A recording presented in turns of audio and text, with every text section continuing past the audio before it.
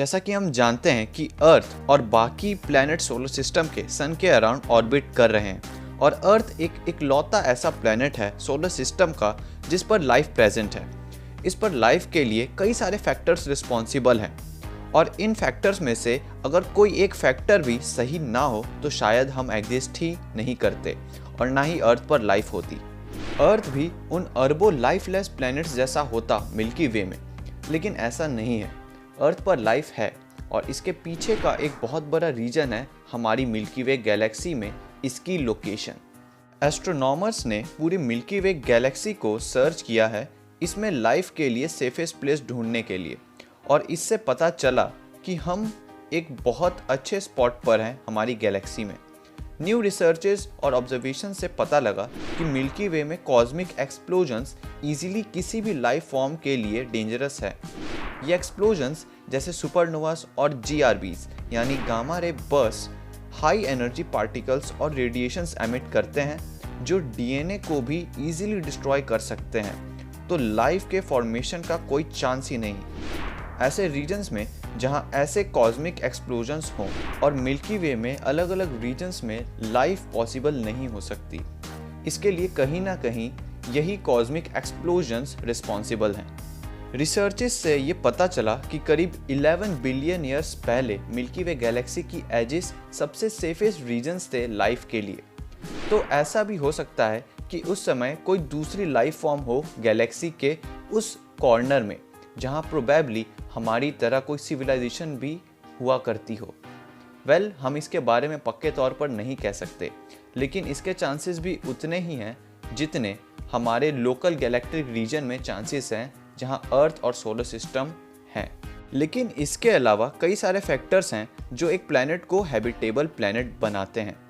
उनमें से एक है गोल्डीलॉक्स जोन, मतलब होस्ट स्टार के अराउंड ऐसा रीजन जहां ना ही हीट और एक्टिविटी ज़्यादा हो और ना ही कम हो, लेकिन इन लोकल कंडीशंस के अलावा भी लाइफ को सरवाइव करने के लिए हार्मफुल रेडिएशंस जो इंटरस्टेलर स्पेस से आती हैं उससे कॉम्बैट करना पड़ता है।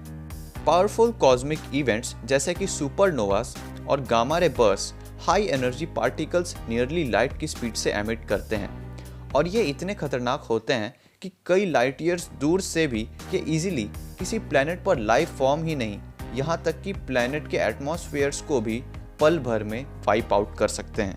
इनफैक्ट कई रिसर्चर्स का ऐसा भी मानना है कि करीब 450 मिलियन ईयर्स पहले अर्थ से ऐसे ही किसी गामा रे बर्स्ट के टकराने से अर्थ पर मास एक्सटिंक्शन हुआ था।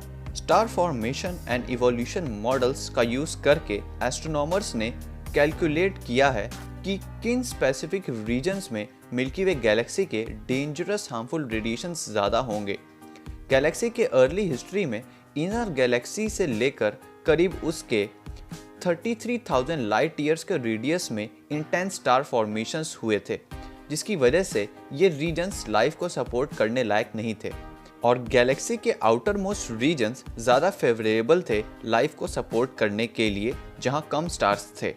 आज से करीब 6 बिलियन ईयर्स पहले most of the milky way Galaxy में ये मैसिव एक्सप्लोजन्स हुआ करते थे और जैसे जैसे गैलेक्सी की एज बढ़ी ये एक्सप्लोजन्स लेस कॉमन हो गए मिल्की वे में। आज मिल्की वे के मिड रीजन्स जो करीब 6,500 लाइट ईयर्स से 26,000 लाइट ईयर्स के रेडियस के रीजन में फैले हैं, ये रीजन्स कुछ सबसे सेफेस्ट एरियाज हैं लाइफ फॉर्मेशन के लिए हमारी गैलेक्सी में। गैलेक्सी के सेंटर के रीजन्स में आज भी सुपरनोवा जैसे कॉस्मिक इवेंट्स कॉमन हैं और गैलेक्सी के आउटस्कर्ट्स में गामा रे बर्स्ट ज़्यादा हैं। लकीली हमारे लिए हमारा galactic neighbourhood more and more life friendly होता जा रहा है। लॉन्ग टर्म गैलेक्टिक फ्यूचर में गैलेक्सी में ऐसे खतरनाक कॉस्मिक इवेंट्स और कम हो जाएंगे जो लाइफ के लिए डेंजरस हैं और इससे और लाइफ फॉर्म्स के बनने के चांसेस बढ़ जाएंगे गैलेक्सी में।